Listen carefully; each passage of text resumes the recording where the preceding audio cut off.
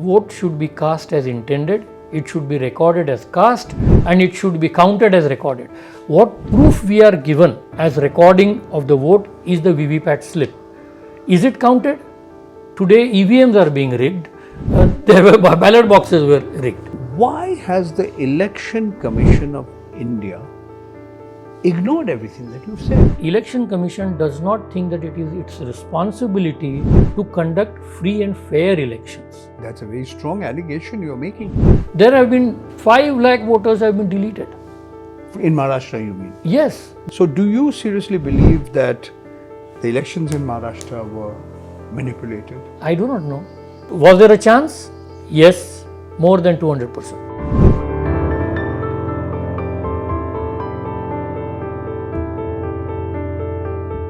Hello and welcome to this interview with Dr. Madhav Deshpande. I'm sitting at his home in Pune, Maharashtra. Dr. Deshpande is a former Chief Executive Officer of Tulip Software. He's been a consultant with the government of the United States of America under President Barack Obama. Educated at the College of Engineering in Pune and the Regional Computing Center under the University of Pune, Dr. Deshpande also makes wine. Thank you so much for giving us your time. Before we talk about the election results in Maharashtra, you have talked about the potential for manipulation of not just electronic voting machines, the other units that are part of the system, namely the VVPAT, that's a voter verifiable paper audit trail machine, the ballot unit, the control unit as it's called, as well as the battery.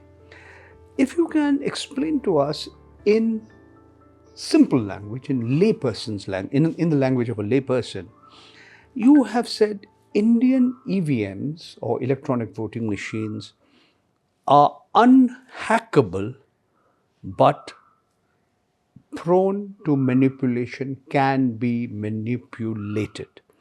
Please explain the distinction, because it has been argued by the Election Commission of India that since the electronic voting machine is not connected to the internet through the Bluetooth mechanism or any other mechanism, they cannot be hacked remotely. Why do you say they can still be manipulated due to internal connections and design issues? As you know, I've always been saying this. When we look at the EVM in India, we must look at it in 2 stages. From 1977 to 2013 and 2014 onwards. And the reason is, till 2013, till the Supreme Court ruled that there should be VVPAT so that the voter can verify what was the vote that voter had cast, there was no local intelligence with the machine. The machine had only a control unit and a ballot unit. Ballot unit was more like an extended keyboard which was connected to the control unit. You could take one machine to Pune, get it, use it for today, and then tomorrow you could take it to Chennai or Delhi. It didn't really matter. It was location agnostic completely. In 2013, when the Supreme Court said that there should be a VVPAT, and there has to be a printout of the symbol, then the machines had to be locally aware, because the machine had to then know which was the candidate on each button. That is where the VVPAT and the symbol loading unit came into picture. And that is where the whole game changed. Because it is right that the first machines were mere controllers. They were not computers. In technology terms, a controller is a lower order device that has lower capabilities. It cannot do as much computation. It doesn't have an operating system. It has only a basic input output system. So it recognizes symbols, signals that are coming in, and it can send signals out. That's a controller. You're talking about the 1977 unit. 77 to 2013. 2013, when the VVPAT came in, the VVPAT has a much more powerful processor. It is connected to the SLU, symbol loading unit, just 10 days before the election. And that SLU has a lot of data. Election Commission says that it has only the name of the candidate, name of the party, and the symbol. For all the candidates, it's a list. Each candidate has this in an image format. So if there are 15 candidates, there will be 15 image files in the SLU, is what Election Commission claims. What are these images? Are these the images of the individual, or are these the images of the symbol? So it's a combination. The image would be the name of the candidate, the name of the party, and the symbol. So the first two would be texts, but taken a picture of. So you type text, take a picture, type text, take a picture, and then you have a symbol. You take that picture, you combine the three and make one image. Now, this is what Election Commission tells us. However, nobody has still examined the entire contents of the symbol loading unit. In the process, the standard operating procedure that the Election Commission has published, the process of uploading these symbols can be viewed by the candidates or their representatives, but they cannot view the contents of SLU. You have to believe that what is shown now are the entire contents of the SLU. That is where the huge doubt comes in, and there are multiple possibilities. The SLU can contain extra information like the time, the date of the election, and maybe a number which is the preferred candidate. Now, if this information exists, the program... What do you mean by a preferred candidate? So let's say I am biased in favor of a candidate that is let's say in Pune constituency, the candidate is at number 4. Now, if that list has, that SLU content has a number 4 in it, then the program in VVPAT is more than capable. You don't have to change the program. See, that is where a lot of people make mistakes. They say that program can be changed. No, the program is already written. It will read the data and behave differently. I'll give you a simple example. Modern cars have lights that come on when the ambient light goes down. There is a program that controls the behavior of the headlight in the car. The program doesn't change. The ambient light is the data. That data drives the behavior of the program. When the ambient light goes down, the headlights come on. When the ambient light goes up again, the headlights... All right, you explain this. Let me ask you to elaborate on, as you mentioned, there are these 3 units, the control unit, the VVPAT machine, and the electronic voting machine. And powering all of them is a battery. Yes. Now, what, according to you, is the most vulnerable point in this setup, in the way it's all put together? I mean, why do you believe that the placement of the VVPAT machine as an intermediary between the ballot unit and the control unit raises various problems? It is irrespective of whether it is intermediary or not. The fact that VVPAT is connected to control unit is problematic because it can exchange information, it can exchange data. So if, let's say,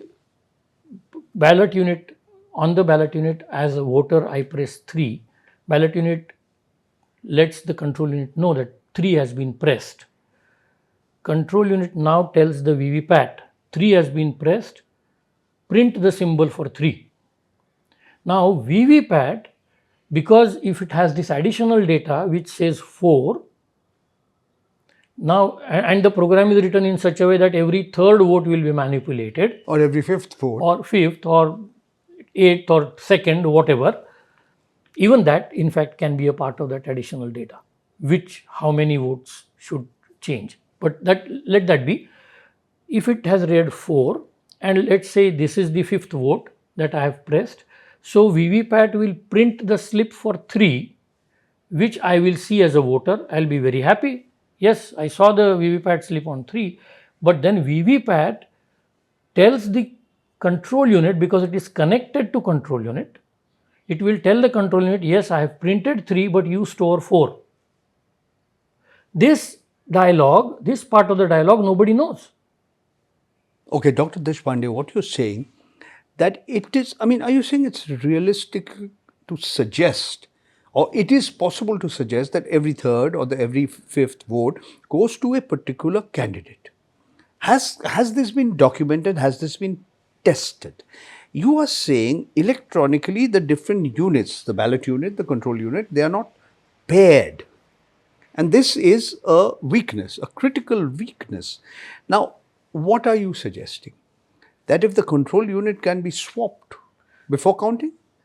Yes, so there are multiple things. Okay. One is, in the first place, the design should have been the ballot unit connects to both control unit and VVPAT independently. So when I press 3, the same signal goes to control unit to save it, the same signal goes to VVPAT to print the slip. There is no connection between control unit and VVPAT. That's the first design mistake. Now, what can happen? Because electronically these things are not paired. See, we have to realize one thing. The election has now become electronic. The vote is electronic and the counting is electronic. But all the intermediate steps are those of the 1950s, of the ballot boxes. We are still talking of sealing the control unit. We are still talking of sealing the VVPAT, etc., and storing them under something. There is a very simple electronic method which has been used all over the world for the last 60 years, which is called as checksum. I can show you a demonstration here if you like. The checksum, what happens with checksum is, let's say the first voter comes in, he votes for 2. Second voter comes in, he votes for 5. Third voter comes in, votes for 3. Every time there is a new voter number and a new vote, there is a mathematical formula. There are multiple types of checksums. I am not going to go into those details, but CRC checksum and MD5 are very commonly known. What do these mean? CRC is cyclic redundancy check, and MD5 is machine deterministic number. What basically these mean is, these were used for open source softwares and when the large files were to be transmitted, to make sure that what is transmitted was the same as what was received. So the sum total of all the contents of the file were calculated and they were unique.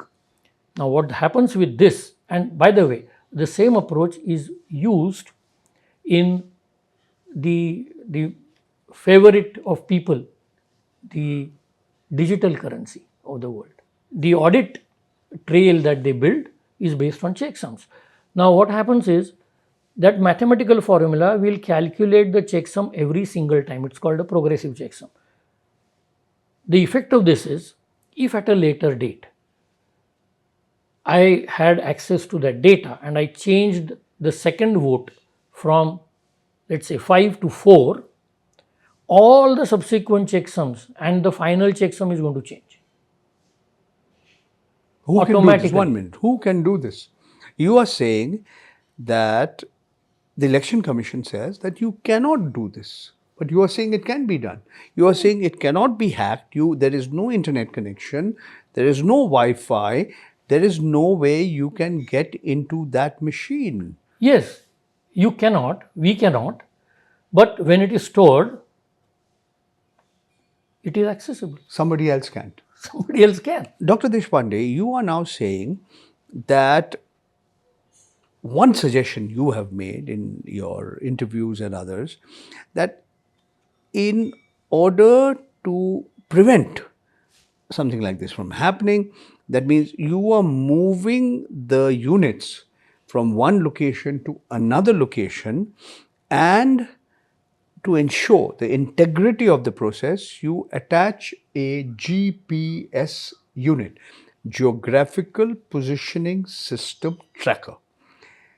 Is this one way to ensure greater transparency and avoid sort of possible manipulation? And by adding that GPS tracker, you would of course increase the costs. The costs are marginal. I mean, you get a GPS tracker of 200 rupees today. So let's not even talk about the cost. But then it doesn't. It may not stop the manipulation. It will stop the misuse, because GPS tracker will enable you to know exactly where that machine is. If that machine diverts the route and goes somewhere else where it's not supposed to go, you will know immediately. What I'm saying now, checksum is, it is something that will prevent, and that is verifiable. So imagine that this control unit has an additional printer, and it prints the checksum at the end of the day at 9 o'clock, when the, let's say 9 o'clock the voting is over, they have filled all the form 17Cs and all that. Now the polling officer presses a button on the printer, and it prints the checksum. It would be a big number, alphanumeric number, 15 character, 16 character, whatever it is. That printout the officer gives along with 17C to every candidate. When the counting starts, the election commission makes it mandatory that before you start the counting, press that checksum again, print the checksum, and tally these two. It will ensure that data hasn't been changed. Okay. However, data has not been compromised. Nothing has or changed. Corrupted. Not a single byte. All right. However, there is one more problem. The Election Commission's manual said that there are 2 copies of the vote in the control unit. However, there is no explanation as to how and I have asked this in RTI, I have still not received a response. You have raised this question using the Right to Information Act. I have not got any response. No, I have raised so far about Who did you raise it to? The Election Commission? Yes, Election Commission site has an RTI portal. All right. I have raised about 35 RTI so far. This RTI I haven't got response. How do you make sure that both these copies are identical? Otherwise, what is the risk? When they show you the result, they count a different memory content, different copy, and when they show you the verification for VVPAT printed slips, they use a different memory location. These two are not identical. One is true what people pressed, the other one is manipulated. It is possible to do that. All right. I have a question. How would you compare and contrast India's electronic voting system with those in other countries in the world that also use electronic voting machines? The major difference is almost all developed countries that use EVMs or used to use EVMs, they were always connected through internet. And the reason is they also verify. See, there are 2 reasons. One is they verify the identity of the voter using biometrics, and we could do that. In fact, there is a slide that I wanted to show you where you start from voter roll, because that's another important thing that is happening right now. The 2 important things happening. One is the voter roll, and the second is the 45-day data vanish. We'll talk come about to that. Both. Come to that. But then this voter verification using biometrics like Aadhaar biometrics is what all Western democracies do. To do that, that machine has to be connected to the server on the cloud, in the cloud. And so they are connected through internet, and therefore they are exposed to hacking. That's the simple reason. But this is the negative side of it. The positive side is, because the data is uploaded in the cloud, right after the voting is over, everything is still available at a central location, and the results could be out in a few minutes. It doesn't take like we are still using EVMs. The last time's election, we took 3 days to count the You're votes. talking about the 2024 Lok Sabha elections, correct? Yes. Okay. So let me ask you another question. You have asked, you have raised these questions, you have highlighted the problems that you've just explained to all of us here, the viewers of this program. Why has the Election Commission of India ignored everything that you've said? People like you they have, as if you have not said it. There's complete silence on the part of Nirvachan Sadan. And whenever people like you have suggested that maybe we should go back to paper ballots because that would be a more less prone to manipulation and you know corruption, rigging, whatever you want to call it. Whenever you make such a suggestion, he said these people want to take us back in time. They don't believe in modern technology. They don't have uh, you know faith in modern technology. They want to take us back in time. Oh, at that time too, there was ballot stuffing, etc., etc.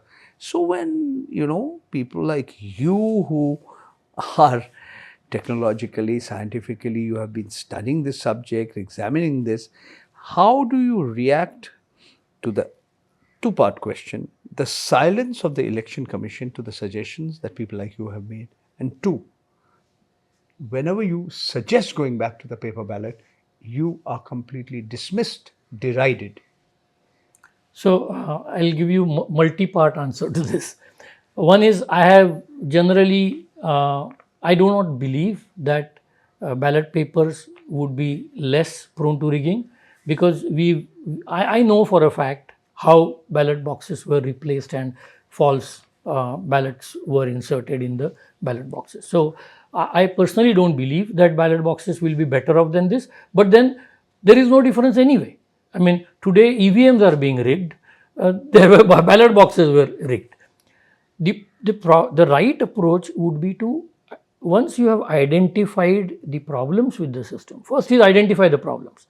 Second is recognize that there is a problem. That identified problem exists. You have to recognize it, and then third step is make Correct it. improvements and So you are saying the election commission doesn't even recognize there is a problem. Correct. And I believe the reason is election commission does not think that it is its responsibility to conduct free and fair elections. That's a very strong allegation you are making. I am not making any allegations. This is what you see as a common citizen, as a common tax-paying, conscientious citizen. What I see is if I ask a question and an independent authority does not give A constitutional authority. constitutional authority doesn't give me response. I have received responses saying that we cannot answer your question because you have asked a self-formulated question. This is in writing. I'll send the email to you if you like. I have still not understood how can I ask a question which I don't form. If I have to ask I can't you, understand what this means. I don't. I have सरल still not. भाषा में समझा दीजिए आप. I do not know. If I have to ask a question, I will formulate my question, which I did, and then okay, election commission can say this is classified information. The right thing to do is, see, there are so many contradictions that they continue to make. On one side, they claim, and which is a true technically correct claim, that the control units that they have used, the CPUs that they have used inside the chips. That central processing unit. Yeah, I mean, it's not a CPU, so I didn't want to use, because it's a very small processor. But the processors that they have used and the memories that they have used can be locked and they cannot be reprogrammed unless you have special machines to do that. So that's a perfectly valid, technically correct claim. But if that is the case, then what is the harm in letting people see that machine? Okay. The Election Commission of India in the past has called representatives of political parties to say hack this machine, and you've not been able to do it. So those on the other side. So can I interrupt you? Please. See, why only political parties? Are the elections held in India for political parties or for the citizens of India. If it is for the see, I do not, and I've gone on record saying this, I do not want to be a member of any political party. But I have a stake in how this country is run. I have a stake in how elections are conducted, and I'm willing to give my time to go all the way. I'm willing to spend my money As a citizen. as a citizen, as a simple, normal, average citizen. And it is not to disprove or prove anything. I want to highlight if there are. I have got some expertise which I would like the country to use. Okay. I'm willing to offer that. Why is Election Commission averse to using it? Dr. Deshpande, will you comment on the recent decision of the Election Commission of India that data will not be stored for more than 45 days after the elections are over, including data from closed circuit television sets, CCTV sets, and thereafter could be destroyed or would be destroyed? I mean, we know that there are old VVPAT slips which cannot be found. Some people said they were thermal paper, so in any case they don't exist. But what do you have to say about the Election Commission's decision to destroy data on elections within a month and a half of the elections being conducted? In the first place, I do not understand why the data has to be destroyed, because the crux of trust, see, if it has to be fair, it has to be trustworthy, and the core of trust is transparency. If the elections have been conducted, in fact, my suggestion has been whatever is happening inside the polling booth, there is already a video camera. Why don't you attach a big screen outside the polling booth and let people see? Expenses, money. I don't think, see, in a country where roads are being built for 80 lakh crores, a few crores here and there, even if you assume that there are 1 million, that is 10 lakh polling booths, you approach any big television company to provide you with a 44 inches television. You say, I want 10 lakh televisions. They'll be very happy to supply it to you, but the At- money at- goes from the taxpayers. As it is, pocket. taxpayers' money is going everywhere. So let me not get started on that. But this can be easily afforded. What about the data? How expensive is it to store? Exactly. I was coming to that. The next point. Store on a cloud, say. Would you believe me if I told you that 1 gigabyte of data stored in the cloud costs you ₹1 per year? Now, even if you assume that every vote is time stamped, which means along with the vote there is a date and time attached to it, the whole collective would, and let's assume that all 100 crore voters in India vote. 1 billion. All 100 crore vote. The cost of storing it in the cloud for the year would be 3,333 rupees for 1 year. Just the data of the votes. If you were to store it on the ground, on a local hard disk, 4 terabytes of hard disk, let's say, it would cost you 1,400 rupees. As little as that. Yes, the cost of the vote data. Now, coming to video, we know that there are two types of video, standard definition and high definition. Typically, 1 gigabyte of standard definition means about 30 minutes of video.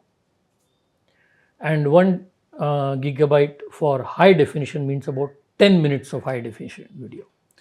Let us say that average polling day is 15 hours, 7 o'clock in the morning to 9 o'clock in the night. That means if you were to store standard deviation for all the 10 lakh booths, Standard definition. standard definition video for all the 10 lakh booths in the country for a year in the cloud, it would cost you 2 crore rupees.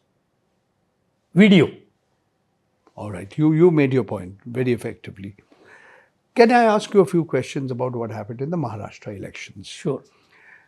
Those opposed to the current Mahayuti regime in Maharashtra, comprising the Bharatiya Janata Party, the Shiv Sena, Eknath Shinde, that section of the erstwhile Shiv Sena, and the Nationalist Congress Party led by Ajit Pawarji.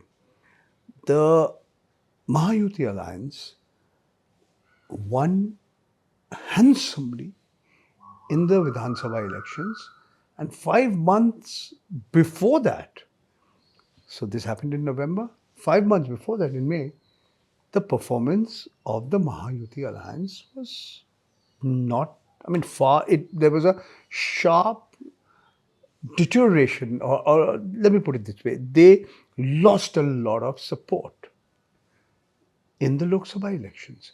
So people were very surprised with the outcome of the elections. After that, more than 6 months down the line, there's still being debate. How is it that there are 40 lakh new voters in Maharashtra added in 5 months, whereas a similar number was not added in the previous 5 years? How is it that there are more voters registered than the number of people who are eligible to vote? These are very, very, very serious allegations that have been leveled, and these point to major weaknesses of our election processes and election system. What are your views in this regard? True. So, as always, I will not respond to the political part of the question, because I do not respond to any political. I do have my own political views, but they are personal. So I will not respond to the political part. As far as the system, electronic, as I said, I was telling you earlier, we have to view the entire election now as an electronic system, and the electronic checks and balances have to be put in. Now, this voter fraud, as everybody is calling it, can be addressed relatively very easily. You have an independent, let's say, laptop with a finger print reader. Identify the voter using, you have already spent 18,000 crores as far as the government official figures go on Aadhaar program, collecting biometrics of all the citizens, etc., etc., right? You have that data. And ready-made softwares are available to connect to any biometric database and the invasion of your privacy does not matter. There is no invasion of privacy. This is an independent machine sitting outside. When you enter let's say there is a campus of booths. At the entry, you have this machine. It is not connected to anywhere else. It is connected to the internet to verify your identity. So let's say I go, and you are there on the machine. You ask me to give my thumb. I give it. You identify me as Madhav Deshpande. You check my address. If my address doesn't show up in the radius of this booth, I'm not allowed in. Is it as simple as that? Why so then why do you need the EPIC card, the electoral photo identity card? Why would you need all this? So ideally EPIC card should have served the purpose, but that doesn't happen. Unfortunately, we have just too many cards. PAN card, Aadhaar card, EPIC card, driving license. Why can't you have a single card like the social security number? Link everything. Which is there in the United States. Yeah, it is there even in Switzerland, it is there in UK, it's there in France, Germany. It's there in as small a country as Luxembourg. So why can't we have that? Integrate things. Okay, let's not get there. Whatever we have today, okay, you don't want to believe Aadhaar, since you say that it was not mandated. You, as in the government, says it was not mandated to be a voter card, and election commission as the independent body should have its own. Okay, fair enough. You verify me, my address, and then ask me for my EPIC card. All right. If I don't have it, I don't get in. There are several accusations. They are saying numbers have increased. Voters have been deleted. There have been deletions. There have been 5 lakh voters have been deleted. In Maharashtra, you mean? Yes, those files were Wh- there. Which period? From the looks. Right before the Vidhan Sabha elections. That means Those before files were there November- on the Election Commission's web server. This is before November 2024. Yes. And they were there during Lok Sabha 2024. I don't know that because I had not checked it before. All right. But they were definitely there in Vidhan Sabha. That I know because I've seen those. Okay. Now the point is, the bigger point is, till the Election Commission commits itself and looks at this whole system as an electronic system and puts in electronic checks. You see, the banking system today is electronic. When we make payments, we get receipts, it's all electronic. Whether it is by phone pay or whether it is by card or whatever, it doesn't matter. But there is, you always get a statement, printed statement, which you can tally. So there is an audit trail. Here, there is no electronic check here. And the fundamental principle of democratic voting is, vote should be cast as intended, it should be recorded as cast, and it should be counted as recorded. What proof we are given as recording of the vote is the VVPAT slip. Is it counted? No. Only a very small percentages. Exactly. Even there is a problem. See, the granularity, again, if you look at that as a system, the granularity of the data that people have, the candidates have, is at the booth level. Whereas the verification is done at the EVM level. So there is not going to be a match. Okay. What has to be done is, after you've picked up randomly some control units to verify, whichever booth they belong to, all the control units from that booth and all the VVPATs from that booth have to be counted. This is very important. People have not paid attention. Even the candidates, I've spoken to candidates. The people have come here, I don't want to name them. People have come and sat here, and I've told them that's not gone with them. Granularity level, if the granularity is not the same, you will never be able to catch anything. One more question. Apparently, the voter turnout has gone up fairly significantly in Maharashtra. So the provisional figures that are announced when voting is supposed to end at 5 p.m. and the final figures that are released either later that night or in the morning the following day, there's often a big gap. What is that? I mean, the Election Commission says, no, this is nothing unusual. It's always happened. One is a provisional set of figures. By the time all the Form 17Cs are accumulated, the number goes up. Others who are skeptical of the system, they are saying, no, the last minute increase in the voter turnout is something unusual, something It is fishy. unusual for sure. It is fishy. But then, the Election Commission's own standard operating procedure took care of this. It was mandatory that when the provisional figures were given, the last person, see this, it was very well thought Would be of. given a slip, a paper. The paper, and that paper would be 1. That's correct. The last person would get paper number 1. At the end, and the closest person would get the I got you. higher number, so that nobody would get added. What happened to that process? Is it being used? I mean, It is not being used. Why? In Maharashtra, it has not been used. I do not know. But whatever has been told to me so far, a lot of places this was not used. Okay. So, do you seriously believe that the elections in Maharashtra were manipulated? The Vidhan Sabha elections? I do not know. It's a political question, I will not answer. All right. But was there a chance? Yes, more than 200%.